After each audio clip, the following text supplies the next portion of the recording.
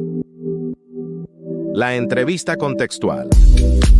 Un espacio de la red de habla hispana de psicólogos contextuales, donde se realizan periódicamente entrevistas a expertos para hablar de los abordajes más actuales de las terapias psicológicas de tercera generación.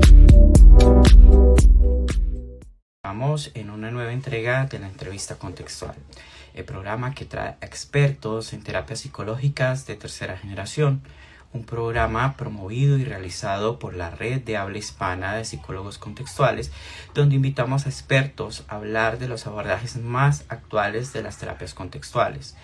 Hoy contamos con más de 4.735 seguidores en nuestra red social de Instagram, de la cual hacen parte psicólogos y médicos psiquiatras interesados en los abordajes más actuales de la psicología clínica. Nuestra comunidad está conformada por psicoterapeutas, docentes, conferencistas, escritores, investigadores de diferentes países de habla hispana, como Panamá, Venezuela, Perú, El Salvador, Guatemala, República Dominicana, Colombia, Argentina, México, Chile, Costa Rica, Puerto Rico, Nicaragua, Honduras, Ecuador, Uruguay, Paraguay, Cuba, España, Guinea Ecuatorial y Bolivia. También llegamos a hispanohablantes de diferentes partes del mundo, incluso en países donde el español no es el idioma predominante, como Canadá y Portugal. El tema del día de hoy, realidad virtual y mindfulness en el tratamiento de las fobias. Nuestro invitado experto es de México y se llama Jesús René Valenzuela, a quien voy a llamar a nuestra conexión en este momento.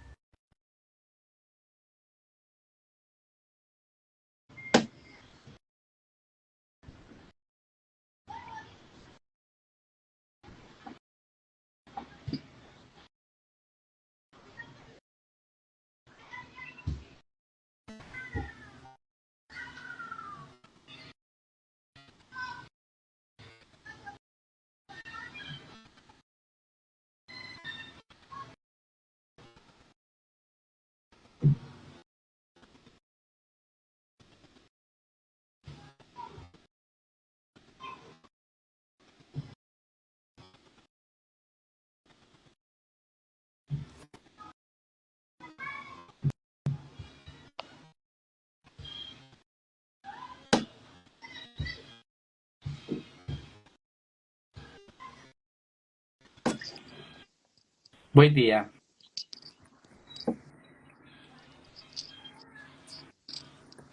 Buen día. Hola, buenos días. Hola René, ¿cómo estás? Muy bien, ansioso ya por empezar. Muy bien, para todos recordarles que nuestro tema del día de hoy es realidad virtual y mindfulness en el tratamiento de las fobias. Nuestro experto invitado es de México, su nombre es Jesús René Valenzuela y vamos a conocer un poco de su perfil profesional. Jesús René es magíster en psicología cognitivo-conductual por la Universidad de Chochinalco, diplomado en detección y diagnóstico de prevención en adicciones y conductas adictivas por la Universidad de Tijuana, licenciado en Psicología por la Universidad Autónoma de Baja California en el campus de Tijuana. Tiene un entrenamiento en habilidades DBT para terapeutas y un curso intensivo avanzado en terapia dialéctico-comportamental por DBT Iberoamérica. También tiene un entrenamiento de nivel avanzado en el tratamiento de traumas complejos y disociación por el Instituto Nacional de Clínico de Aplicación en Medicina de la Conducta. También tiene un máster en terapias contextuales y de tercera generación por Itaca y tiene un curso intensivo impartido por Martin Bonus, creador del protocolo de trauma y entrenamiento intensivo en terapia dialéctico-conductual DBT Latinoamérica. También está entrenado en evaluación y manejo del riesgo agudo del suicidio, protocolo para el suicidio y entrenamiento en DBT para consultantes con estrés post-trauma y taller de mindfulness para terapeutas desde una perspectiva contextual funcional. Para la red de habla hispana de psicólogos contextuales es muy importante poder contar contigo, René, como invitado. Bienvenido. Muchísimas gracias, Parce. Gracias a todas las personas que se están conectando en este momento. Es un placer estar aquí y ver el desfile de gente tan importante, tan conocedora en modelos terapéuticos basados en evidencia. Así es de que es un privilegio para mí. Claro que sí. Y por supuesto encontrarnos contigo y poder tenerte aquí el día de hoy, pues va a hacer que nuestro grupo de expertos pues crezca de una manera significativa. Muchas gracias. René, para poder iniciar esta entrevista, nos gustaría conocer o que tú nos pudieras ampliar la información, porque pues nuestros invitados o a las personas que se conectan, pues son estudiantes de psicología, que ya en su mayoría pues ya han tenido su curso de psicopatología, otros son psicólogos y otros ya con su licenciatura pues también tienen estudios de posgrado, pero quisiéramos que nos ampliara un poco la información acerca de a qué se le conoce como fobia. Bueno, la fobia es un miedo extremo que pudiéramos considerar irracional en situaciones que suponen poco peligro o ninguno. Esto provoca una activación en tres sentidos: la activación fisiológica, la sudoración en las manos, la resequedad en la boca, palpitaciones rápidas en el corazón, esa sensación de querer empezar a movernos, también esta activación cinética y una serie de pensamientos que suelen ser desproporcionados de alguna forma entre qué tan amenazante es aquello a lo que le estoy teniendo miedo y mi poca capacidad para hacerle frente. Entonces, bajo esa premisa, casi cualquier cosa nos podría provocar una fobia. Por ejemplo, volar en avión es algo que entre el 10% y el 40% de la población en el mundo le tiene miedo de alguna u otra forma. En más de los casos, la acrofobia es una fobia que la mayoría de nosotros tenemos porque no estamos diseñados para estar en las alturas. Las gentes que limpia vidrios en edificios altísimos o cambia algún foquito debe tener muchísima exposición antes de hacerlo, no cualquiera. Otras de las fobias típicas serían a insectos, roedores, serpientes, perros, gatos. Más de los casos también suele ser a las personas, a tener cierto nivel de interacción, a espacios cerrados, espacios oscuros. Entonces, esto es una gama amplísima. Otros pueden ser incluso a payasos y creo que mucho se lo debemos a una película bastante popular de Stephen King, que está basada en un libro, pero bueno, se llevó a la pantalla grande y a partir de ahí empezaron a surgir este tipo de manifestaciones fóbicas.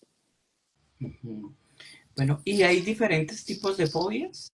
Bueno, sí, todas las que ya te mencioné, ya sea para especies vivas o situaciones que pudieran sugerir poco o ningún riesgo, ¿no?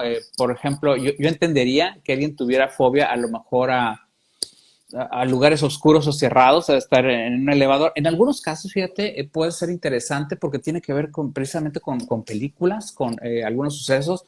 No sé si llegaste a ver, por ejemplo, Destino Final, una película bastante popular donde se daban algunos eventos, por ejemplo, van manejando y se desprenden algunos troncos de los camiones y la gente solemos mejor ya no ponernos cerca de ellos porque se pueden desprender y la trama de la película gira en torno a situaciones que se salvan de alguna manera misteriosa de una muerte inminente y posteriormente la muerte los empieza a acechar.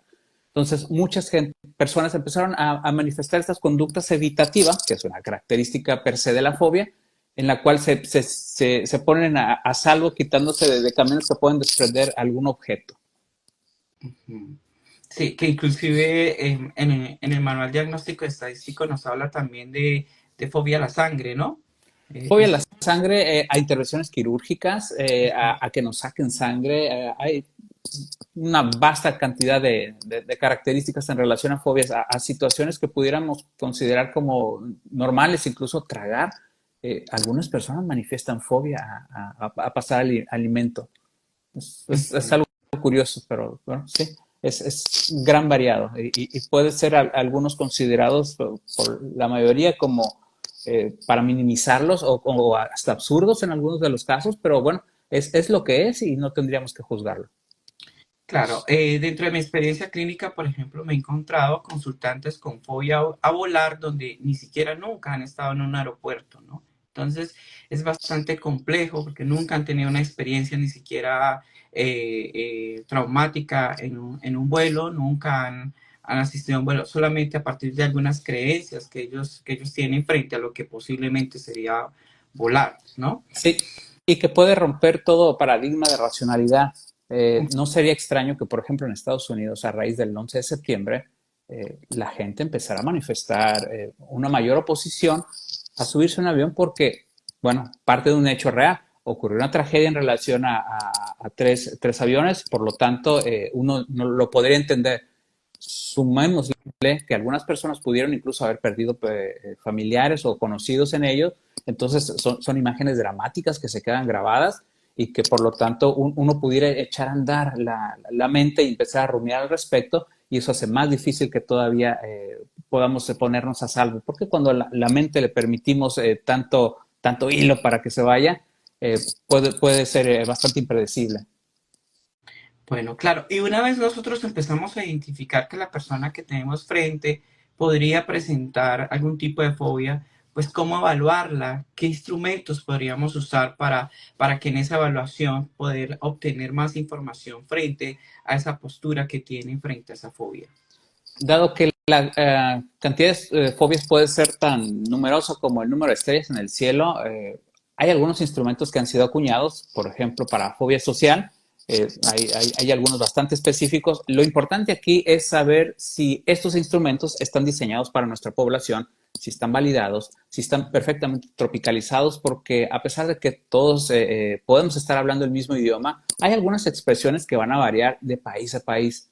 Y esto es muy importante tomarlo en cuenta para que la persona que está llenando nuestro instrumento de valoración entienda perfectamente qué está haciendo.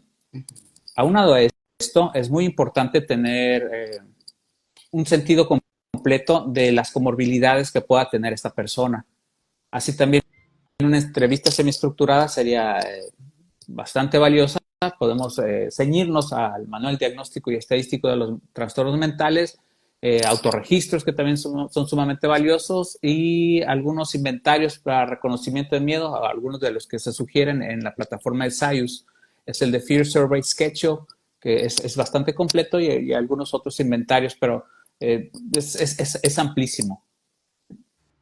Bueno, y en ese momento de evaluación, bueno, importante el análisis funcional, por ejemplo. Ese jamás se puede sacrificar.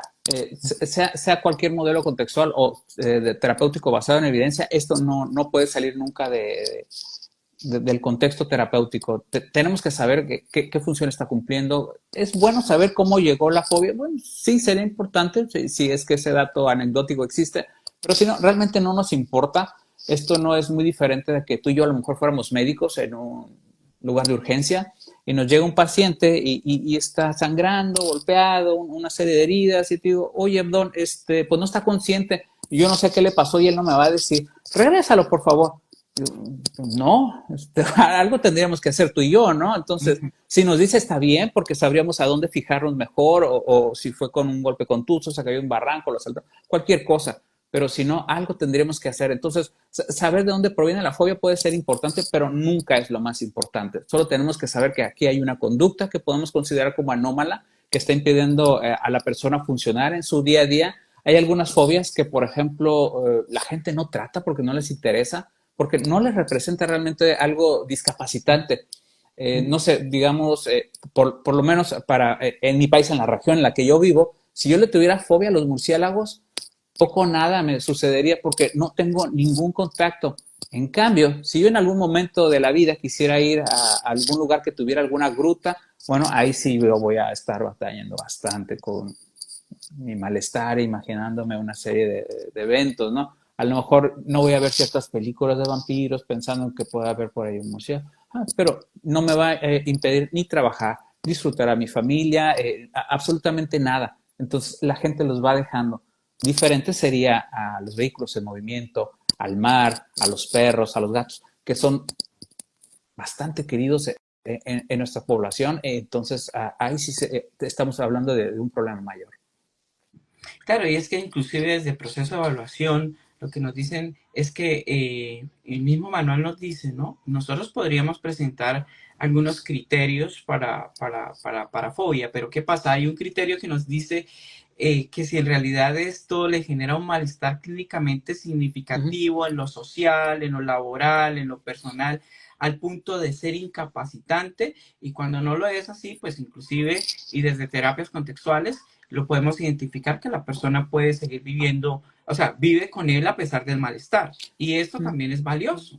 Sí, y va haciendo una serie de ajustes o acomodaciones para evitar exponerse, que es precisamente uno de los propósitos de la fobia, la no exposición, el reducirte, el tratar de evitar. Entonces, me da miedo manejar, pido un Uber, que alguien pase por mí, busco hacer los ajustes, me voy caminando, o no voy, simplemente no voy, ¿no?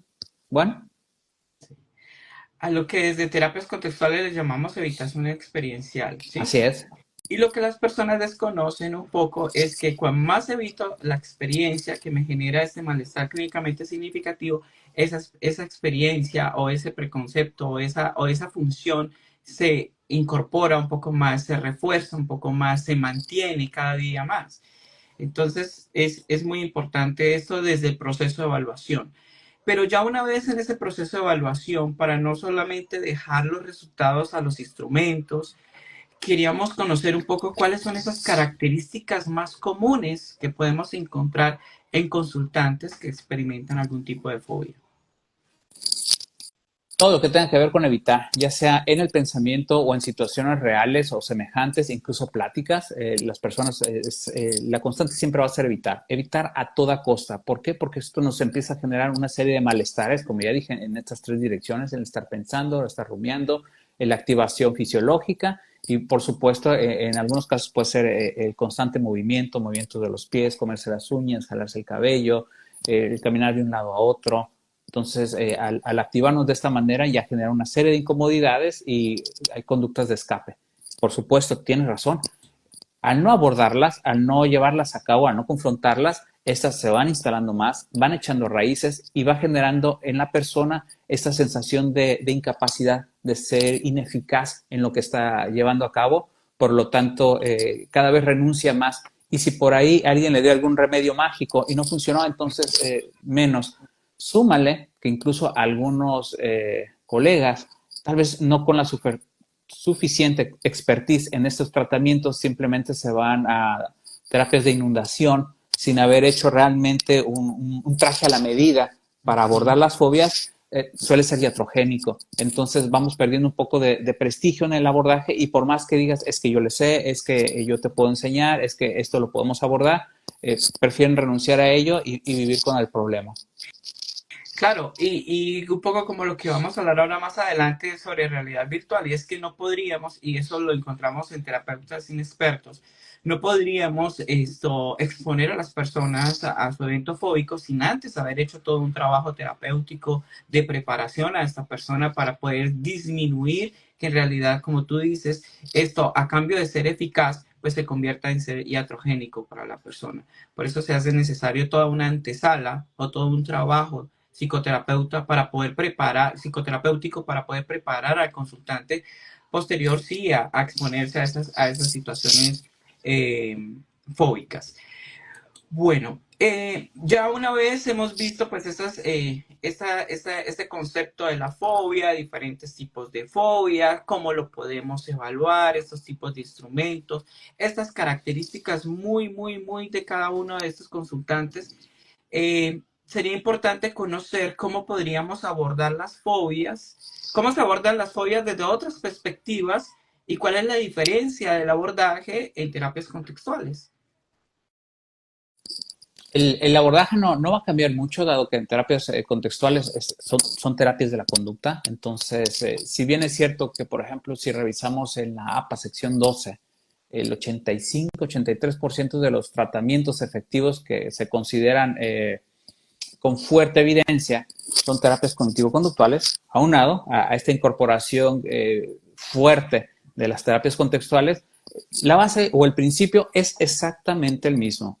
Hay que exponernos de diferentes formas en la imaginación o en la vida real, o en este caso, a través de la realidad virtual. a través de las plataformas de realidad virtual se nos permite entrar en contacto con aquellos eventos o situaciones fóbicas que para la persona pueden ser algo impredecible. Por ejemplo, si me dijeras a los insectos, no los puedes controlar realmente en un entorno real. En cambio, por medio de la realidad virtual puedo diseñar el tamaño del insecto, la distancia del insecto, la cantidad de insectos, lo que van a hacer los insectos, si van a estar en tus manos, si van a estar a una distancia prudente, si van a estar en un terrario, si van a hacer sonidos entre ellos, por ejemplo, si fueran cucarachas, a diferencia de a lo mejor un entorno real. O imagínate lo caro que sería, Udon, si fuera un miedo a volar. ¿Cómo te expongo a un avión? O sea, tendrías que pagar un boleto, ir a un aeropuerto y tal vez hasta ahí te regresas porque vamos haciendo aproximaciones sucesivas en esta jerarquía que tenemos que diseñar, ¿no? Pues no. A través de la realidad virtual puedo ponerte en un cómodo departamento, viene el taxi por ti, te va llevando al aeropuerto, entonces te vas aclimatando con esa sensación, llegas, se abren las puertas y todos estos entornos son reales de alguna forma. El cerebro así lo asimila, por lo tanto actúa en función de ello. Te puedo poner en la ventana, te puedo poner en el pasillo, puedes escuchar a la hermosa que está dando algunas indicaciones sobre cinturón de seguridad, puedo generar cierta turbulencia, una serie de factores que no sería fácil poder dominar en un entorno real. Entonces, estas aproximaciones le permiten al cerebro adecuarse, a irse aclimatando poco a poco, y una vez que el paciente ya domina estos entornos virtuales, ya en los hechos, el salto es exponencial. La tasa de eficacia, por si tenías la duda, es alrededor del 90% en realidad virtual, lo cual es altísimo.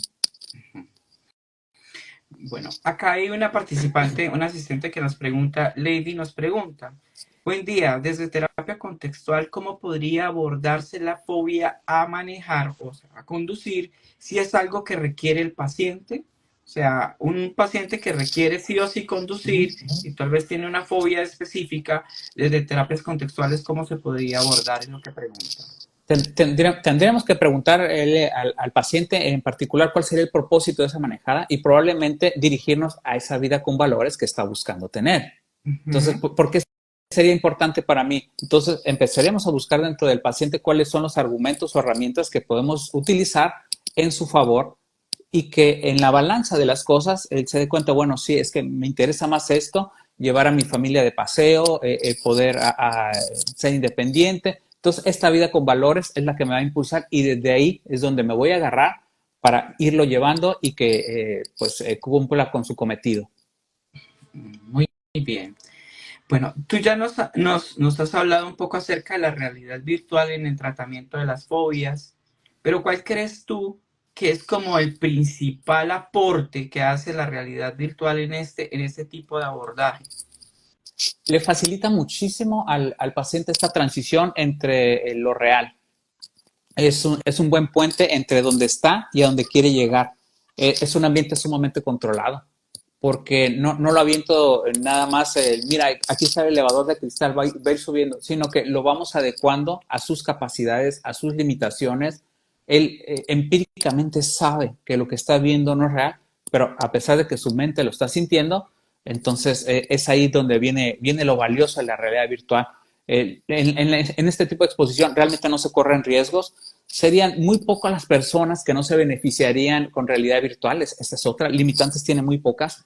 Por ejemplo, si me dijeras, bueno, algunas personas que tengan cierto problema visual pudieran presentar cansancio o dolor de cabeza, migraña. Eso lo tendríamos que ir viendo ya con el paciente en consulta. En otros casos, algunos que tengan situaciones a lo mejor de epilepsia, ver si son fotosensibles, eso puede también ser un impedimento. Y hablando de impedimentos, bueno, que fuera visualmente impedido. Entonces, muy bien. Fuera de eso, es poquísimo los casos. Y es un equipo bastante seguro, son las gafas. Mira, te las voy a presentar. Tienen algunos velcros, se ajustan y a través de esto y unos audífonos aislantes de sonido porque, bueno, de repente puede pasar una ambulancia, puede embotarme del entorno de realidad virtual, porque no es lo mismo ver la televisión, por ejemplo, que estar en la televisión. La sensación de inmersión que provoca la realidad virtual es total.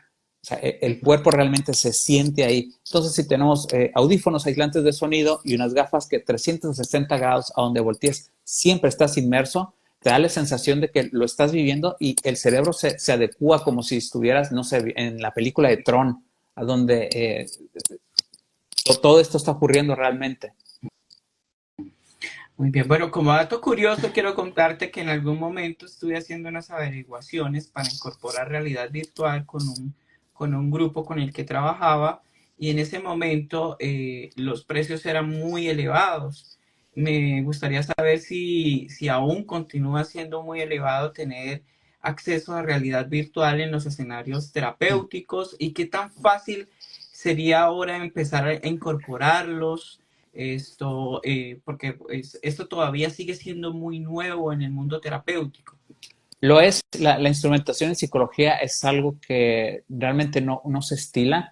Y no solo hablo de realidad virtual, no sé si has conocido o las personas que nos están viendo en este momento, biofeedback. No. Ok, el biofeedback es una serie de sensores que utilizamos en los dedos, a lo mejor en el tórax o para recabar todas las reacciones fisiológicas y en tiempo real te puedo poner una pantalla y a lo mejor si tu problema es de ansiedad, podemos empezar a ver los gráficos de cómo es tu ritmo cardíaco, tu frecuencia respiratoria y empiezas a autogestionar tu relajación y empiezas a ver cómo los gráficos empiezan a tener esta varianza. Y eso es bastante bueno. Sucede lo mismo aquí. Yo pongo sensores en los dedos para que el efecto de la sudoración en la piel, el efecto dérmico, entonces me lo traduce a la pantalla y lo puedo ver graficado y se lo puedo mostrar al paciente una vez que termine, mira cómo te fuiste relajando aquí. En cambio aquí pareciera como que hubo un pico. ¿Qué sucedió? Por ejemplo, en ocasiones los pongo en un entorno de relajación que es nadando con delfines y es muy bueno. Pero hay pacientes que simplemente se quedan pensando, no me pude relajar porque pensé, ¿en qué momento va a salir el tiburón? Bueno, aquí no hay tiburón, pero ese tiburón ya lo traías tú. Entonces nunca se pudieron relajar. Y bueno, cambiamos de entorno porque eso es sencillísimo. No sé si estás familiarizado con los ejercicios de respiración de Jacobson. Es relajación progresiva, entonces por medio de la realidad virtual también es fácil ponerlos ahí y es muy fácil seguirlos. Ahora que con el mundo de la tecnología las sensaciones de inmersión cada vez van a ser mayores. Por ejemplo, estamos cada vez más hiperconectados.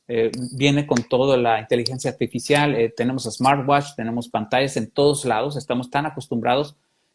Entonces, no es difícil la transición a realidad virtual. Ahora, para responder al tema de costo, en lo particular, yo no subo mis costos cuando se trata de utilizar el equipo de realidad virtual. Yo los mantengo exactamente igual, yo lo absorbo, a pesar de que es un instrumento que pudiera a lo mejor generarme un adicional.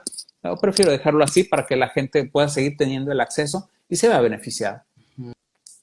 Muy bien. Bueno, ¿en qué momento del proceso en el abordaje de la fobia sería importante o es recomendable incorporar las prácticas de mindfulness? ¿En qué momento? Desde el inicio, durante todo el proceso, independientemente de que alguien tenga fobia o no, de que tenga alguna problemática o no, el mindfulness es el ejercicio para nuestro cerebro. Es hacer una cosa a la vez de manera voluntaria. Es algo que todos tendríamos que estar haciendo sí o sí. Es apagar todos esos pop-ups en nuestra mente y concertarnos en una sola pantalla. De esta forma vamos a recibir una serie de beneficios. Y hay estudios amplísimos, creo que esto se lo debemos a Jon Kabat-Zinn desde finales de los 70, hace casi 50 años, en los que él empezó a reportar cómo los beneficios del mindfulness pudieran ser desde para el manejo del dolor, la ansiedad, el estrés, así como muchos otros que se han ido descubriendo a través de los años y que las terapias contextuales también tienen a bien recuperarlos, porque Jon Kabat-Zinn, recordemos, también es psicólogo. Sí.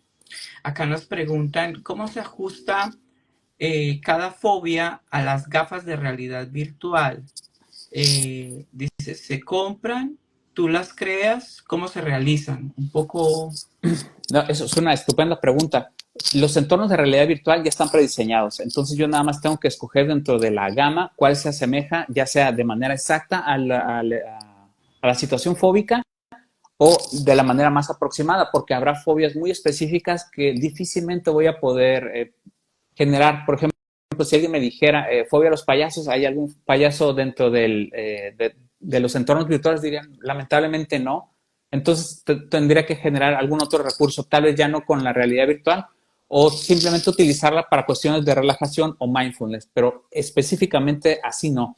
Ojalá hubiera, por ejemplo, esa ha sido mi demanda a través del tiempo con la gente de Sayus, que tuviera para serpientes. Es una fobia bastante común en nuestros países. En Colombia debe haber muchísimas serpientes en diferentes tipos de entornos. A lo mejor de donde viene este instrumento, que es de España, no tanto, no ha sido considerado, pero bueno, también por acá en tierras mexicanas no es poco común que existan. Entonces, habría que verlo. Quisiera dejar también algo bien en claro, Abdón.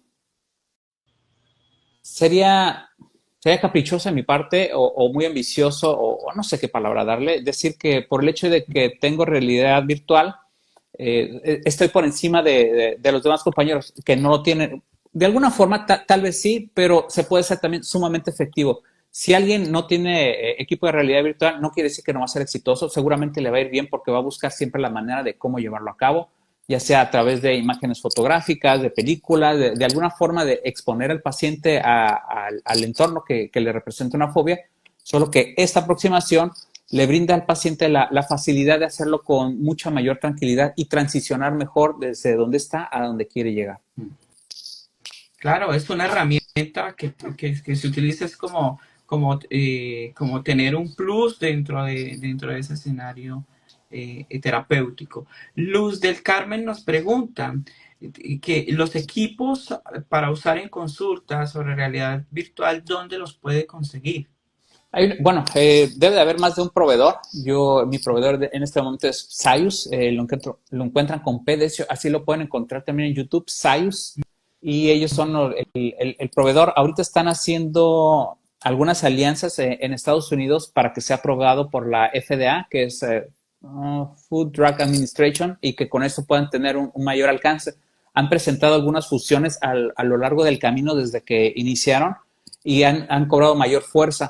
Entonces, seguramente nos van a regalar todavía más entornos con mejores posibilidades de que nuestros consultantes se vean beneficiados. Muy bien.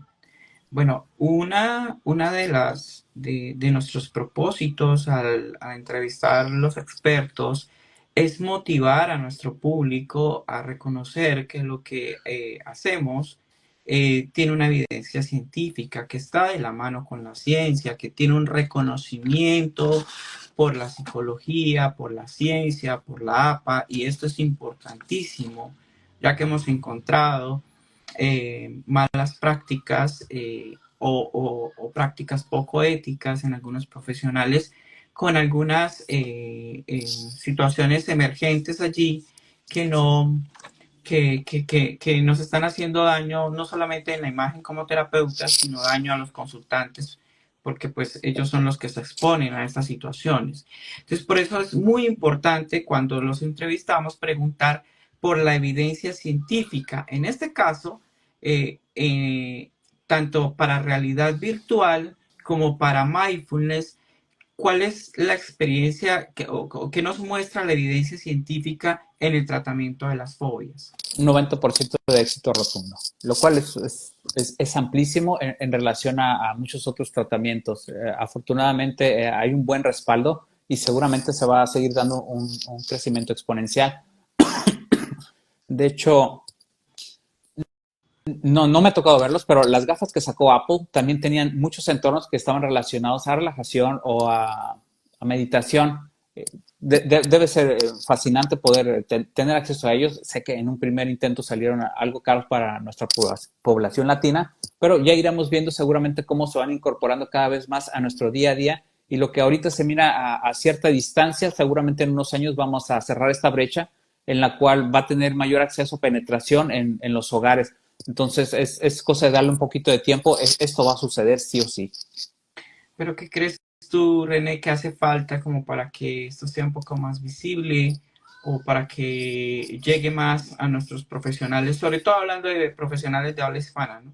Primero tienen que ser accesibles, porque de que son efectivos lo son, solo todavía no logra hacerlo en cuanto a poder conseguirlos. El propio proveedor te brinda el entrenamiento y te brinda dos plataformas de servicio, ¿no? Digamos como el de más amplia gama que cubre el 100% de las funciones y otro un poquito más modesto, digamos, para fobias un poco más comunes, pero realmente te deja enganchado y uno quiere entrarle a todo. Entre más cubras las necesidades, pues mejor. Entonces, ahorita no recuerdo, porque ya tengo 4 años con el equipo, cuánto me costó en su momento, pero sí pensé, esta es una inversión cara, espero sacarle el provecho, pues voy a hacer todo lo que esté de mi parte y hacer la divulgación necesaria para que lleguen mis consultantes y se animen. Afortunadamente sí fue redituable y ahora pues gozo del privilegio de estar platicando contigo y tener la visibilidad que estoy teniendo gracias a las redes sociales.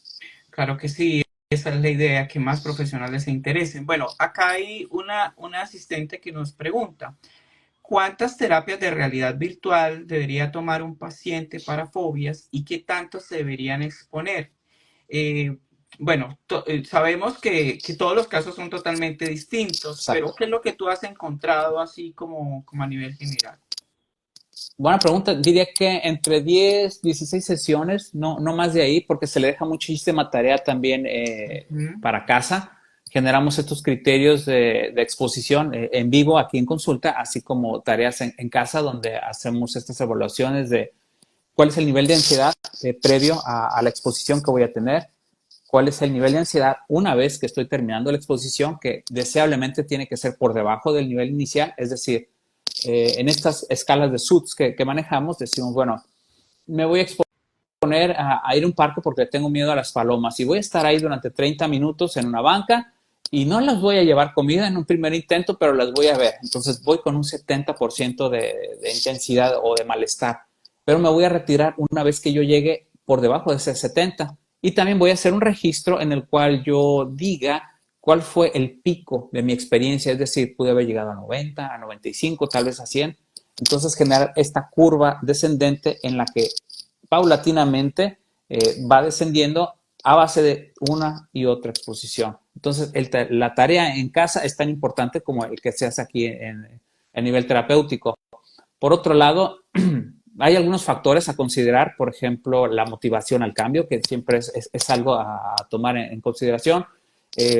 La economía, es decir, hay gente que podrá decir, ¿puedo ir 2 veces por semana? Sí, por supuesto, puedes venir 2 veces por semana, no hay nada que te lo impide, excepto tal vez el tiempo, factor económico, e incluso la falta o no de situaciones comórbidas o situaciones que puedan generar también un nuevo desbalance, situaciones que sean ajenas a nuestros pacientes, estas variables extrañas que pueden interferir, algunas a favor y otras en contra. Entonces, en esta varianza de cosas, tratamos de controlar lo mejor posible todos nuestros factores contextuales internos y entre 10, 20 sesiones, yo no me ha tocado todavía en estos 4 o 5 años más de eso.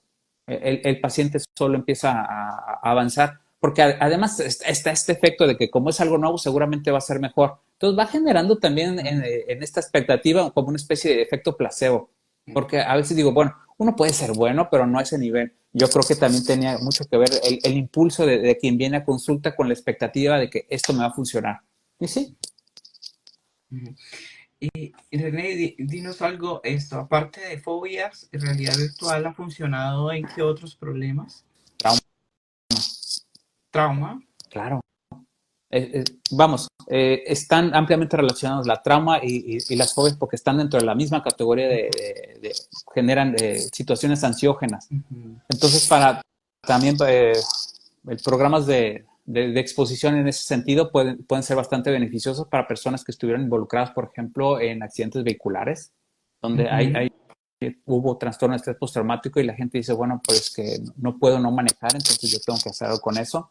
Aliviamos la situación traumática y ahora vamos poco a poco exponiéndolo a la situación de manejar de alguna otra forma. Es parte de nuestro día a día.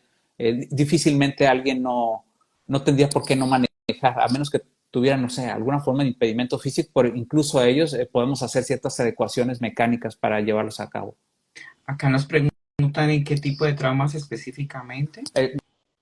Vehiculares, por ejemplo. Habrá algunos que a lo mejor tuvieron alguna experiencia desagradable al quedarse atorados en un elevador, entonces estar encerrados puede ser también algo medianamente traumático o muy traumático, entonces ponerlos en situaciones de en un elevador que no es de cristal, es decir, no tengo la posibilidad de ver hacia afuera, puedo manipular el número de personas que van a estar conmigo, o si alguien sufrió, por ejemplo, un acoso en un elevador y dice, es que ya prefiero usar las escaleras, y bueno, ahí vamos con las conductas evitativas. Entonces, sí, pudiera ser también beneficioso. A personas que han sido atacadas por perros, entonces yo también puedo elegir si es un perro más doméstico, pequeño, puedo elegir si viene con un dueño, puedo elegir un Rottweiler.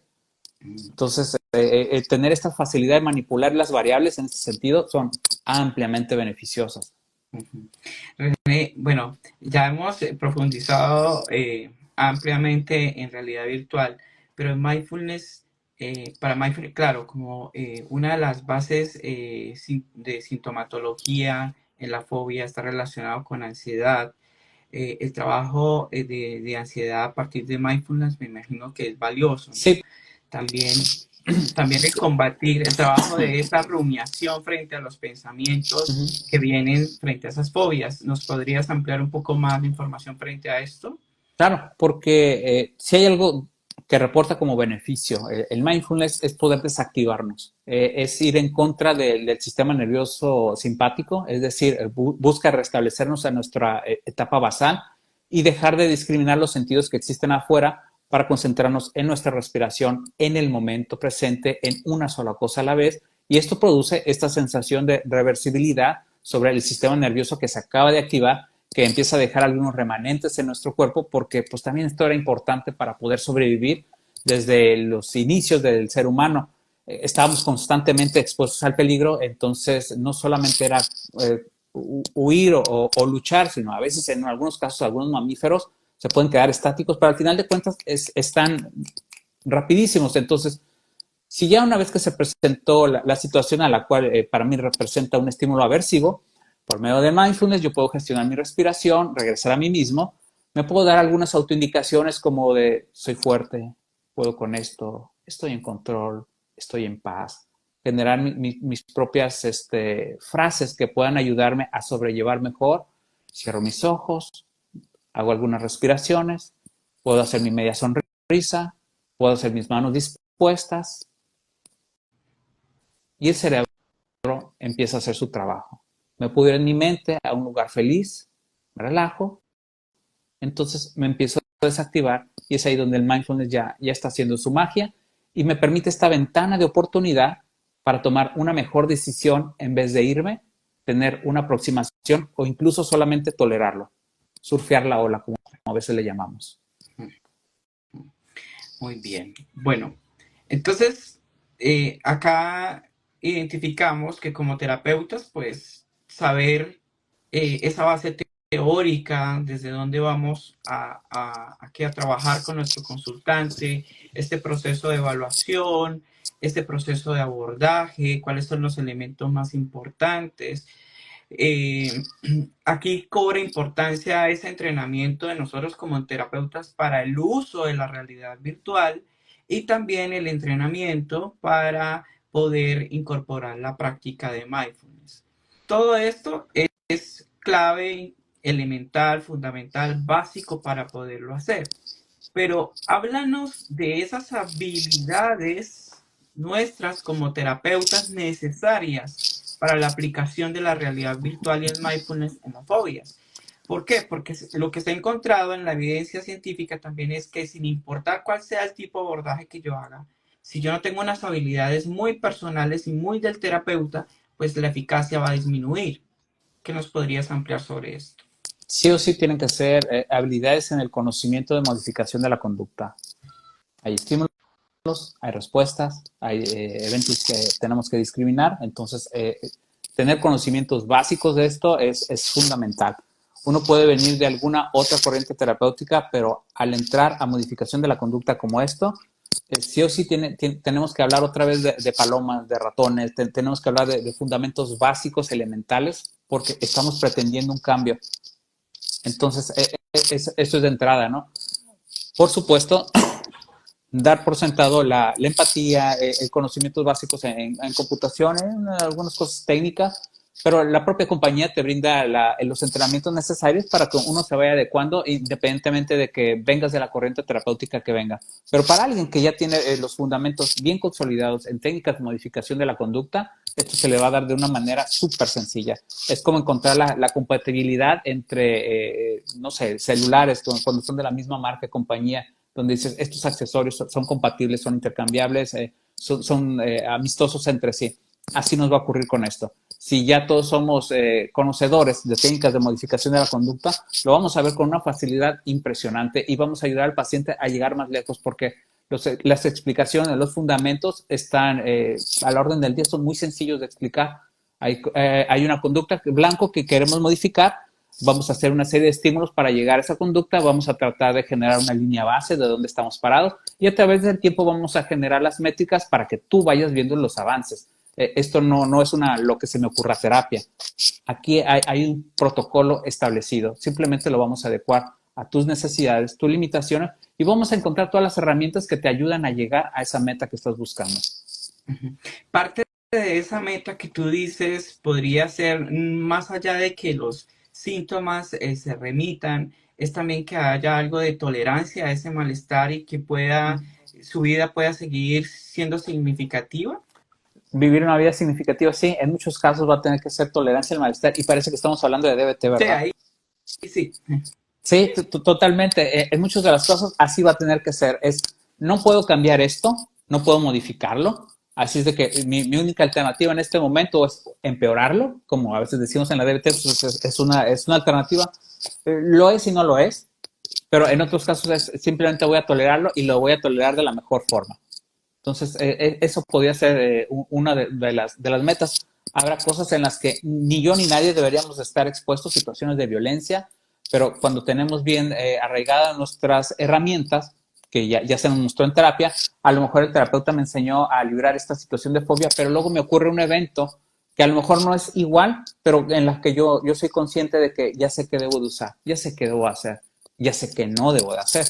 Entonces, autogestiono mi respiración, me voy a mi momento presente y digo, bueno, esto es lo que hay y así es de que voy a hacer aceptación radical, si me lo permites.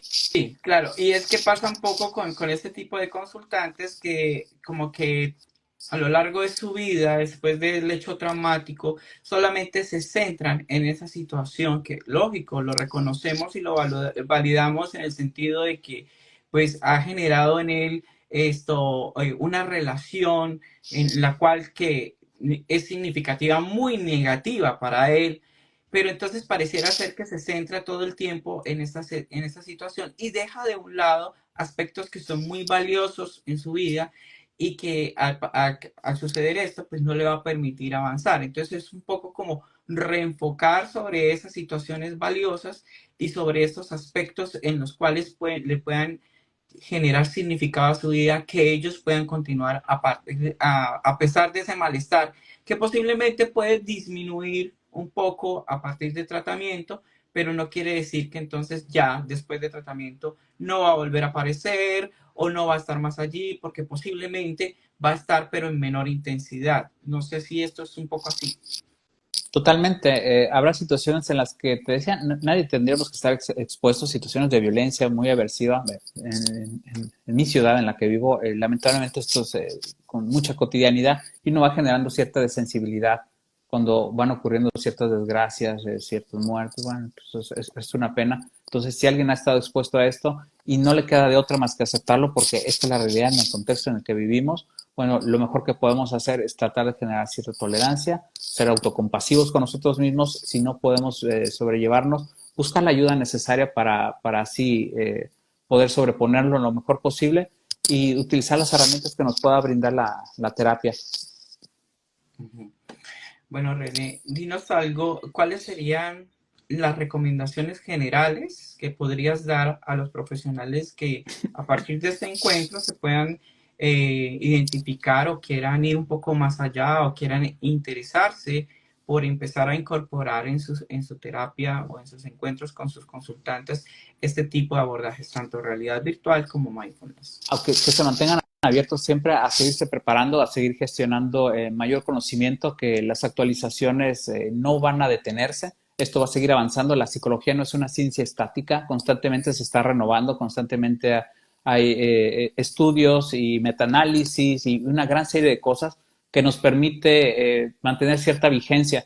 Por lo tanto, nuestra obligación primordial, fundamental, siempre va a ser estar a la vanguardia lo mejor posible. Y una buena manera es saber, bueno, cuál es la psicología que se está gestando en este momento, cuál está saliendo a la luz, cuál es lo más nuevo, qué puedo hacer para mantenerme más actualizado, a ir a congresos, visitar este canal que es tan fantástico y que puede orientar bastante a las personas que se están formando sobre a dónde direccionarse. Por otra parte, me parece que hay una deuda importante. Por ejemplo, hablamos de terapias contextuales, pero siempre hablamos para adultos. Hay muy poco en terapias contextuales para niños. No sé si te has dado cuenta. Por ejemplo, hablamos de DBTC, pero es una ciencia relativamente joven. Tiene menos de 10 años de incorporación, o ACT para niños. Entonces, eso es lo más nuevo si alguien se quiere dedicar a trabajar con ese tipo de población. Entonces, tendríamos que estar constantemente estudiando a la vanguardia y a lo mejor desechar algunas cosas que nos pudieron haber enseñado en la escuela que realmente en la vida cotidiana profesional no tiene mucha razón de ser, a pesar de que nos lo vendieron como bueno. Muy bien. Bueno, René, en este momento, pues, abrimos un espacio para que tú nos puedas comentar en dónde te pueden ubicar, qué servicios ofrecen, para que la comunidad hispana que nos escucha y nos ve, pues pudieran tener acceso a tus servicios. Claro, me pueden encontrar en redes sociales, en Instagram por medio de psicólogo René Valenzuela. También soy perito en psicología y por supuesto también defiendo a capa y espada los instrumentos ampliamente validados y dejamos de lado todas esas pruebas proyectivas que solamente pues nos venden humo con el efecto Forer. Tienen más de 70 años que han sido desacreditadas ampliamente. Lamentablemente se siguen manteniendo en el consciente, así como que películas lo siguen trayendo por medio de las manchas de Rorschach, no sé, el dibújame lo que sea. No tiene ninguna ciencia, no tiene respaldo científico, no tiene consistencia interna, no tiene variables, de una serie de falencias. Entonces, por favor, déjenlas de usar, háganos ese favor. Nosotros mismos defendamos mejor nuestra praxis y alejémonos de las pseudociencias. De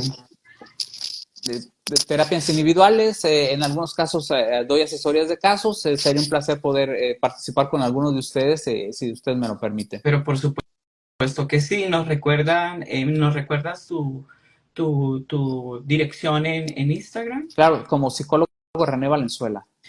Psicólogo René Valenzuela, pueden encontrar a nuestro experto el día de hoy. Bueno, ya ahora vamos a ir un poco cerrando, pero no podía dejar todo el tiempo desde que iniciamos la entrevista. Tienes atrás a Albert Ellis y a Aaron Beck.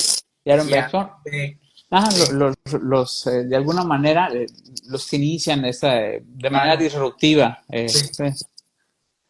Sí, claro. Aunque en honor a la verdad, diría que también tendría que estar por aquí Skinner, de alguna forma, y sí, a nuestra amada Marsha Linton, a quien tanto le debo, porque muchos de mis pacientes con estas características de regulación emocional se han visto ampliamente beneficiados por el trabajo que ella hizo, y me parece magnífico, así como Edna Ford. La verdad es que tendría que estar lleno de figuras emblemáticas, incluso como Steve Hayes. Claro, por supuesto que sí. Algunas recomendaciones, algunos libros que pudieras, lecturas que pudieras recomendar a nuestros asistentes para ampliar esta temática. ¿Sobre realidad virtual o sobre terapias de tercera generación? Sobre todo lo que nos quieras recomendar. Es que hay muchísimo, pero ¿sabes qué? Otro de los problemas que tenemos es de que la mayoría no están traducidos al español. Si uno buscara, por ejemplo, orientarse en coaching telefónico en la DBT, todavía no tenemos un libro traducido. Entonces, esa es otra de las cosas que tenemos que dar ese paso. romper la barrera del lenguaje para poder tener acceso a este material o información valiosa de primera mano antes de que se traduzca, porque, por ejemplo, de coaching telefónico tiene alrededor de 5 o 7 años que se publicó el libro, es de un autor canadiense, según recuerdo, y todavía no tenemos una traducción como tal. El libro de marcha de Living a Life Worth Living, que es buenísimo, es autobiográfico. Apenas están haciendo el esfuerzo en 3 olas, la editorial, de traducirlo al español. Y entonces les diría, váyanse sobre 3 olas, 3 olas ediciones. Ellos tienen una amplísima gama sobre este tipo de material que va a ser fundamental en su formación. Excelente. Para todos los que nos están escuchando, quiero decirles que esta entrevista quedará cargada acá en nuestro Instagram y también será cargada en nuestro canal de YouTube. Recordarles a ustedes visitar nuestra página redhispanapsicocontextual.com, donde tenemos nuestras próximas formaciones. Junio 22, desarrollo de habilidades personales y profesionales en psicoterapia contextual. Es un programa que está cubierto por nuestra beca Red Más, donde cubre el 100% del curso y será certificado. En julio 5 y 6, construcción de metáforas en psicoterapia contextual. Y en agosto 9 y 10, entrenamiento en análisis funcional de la conducta. Entonces los invitamos a visitar nuestra página web, les repito, redhispanapsicocontextual.com, y seguirnos en todas nuestras redes sociales. Decirles a ustedes que el próximo junio 29 tendremos a un invitado de Colombia con el tema La metáfora como herramienta en psicoterapia contextual. Para la red de habla hispana de psicólogos contextuales ha sido muy importante tenerte a ti con nosotros, René, agradecerte por estar aquí con nosotros, por dejarnos inquietos con esta temática tan actual que nos permite llevar a otro nivel nuestros espacios psicoterapéuticos. Eduardo nos está colocando allí en los mensajes la página de @psico.rene.valenzuela, donde pueden encontrar a nuestro experto. Agradecerte a ti por la apertura, por permitir estar acá con nosotros y por escucharte.